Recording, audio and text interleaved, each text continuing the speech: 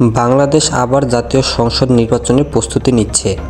গত বছরের জুলাই মাসে ছাত্রদের নেতৃত্বে হওয়া বিশাল আন্দোলনের পর দীর্ঘদিনের প্রধানমন্ত্রী শেখ হাসিনা ক্ষমতাচ্যুত হয়ে ভারতে পালিয়ে যান।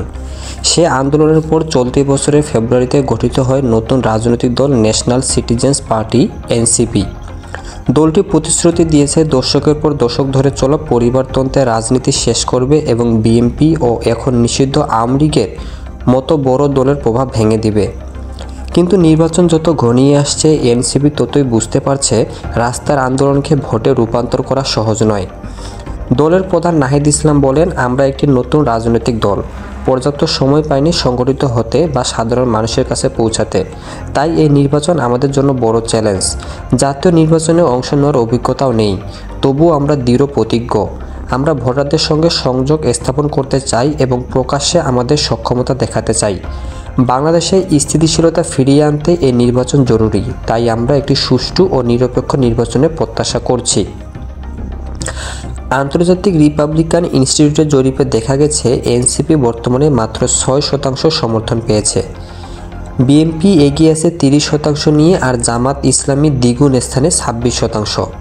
গত সেপ্টেম্বরও ঢাকা বিশ্ববিদ্যালয়ের ছাত্র সংসদ নির্বাচনে এনসিপি একটি আসনও পায়নি, যে বিশ্ববিদ্যালয় থেকে আন্দোলনের সূচনা হয়েছিল। ঢাকা বিশ্ববিদ্যালয়ের এক শিক্ষার্থী বলেন, বাংলাদেশ জুলাই 2024-এর চেতনা থেকে সরে গেছে। আন্দোলনের নেতারা আর সাধারণ ছাত্রদের কথা শোনে না, তারা দূরে সরে গেছেন।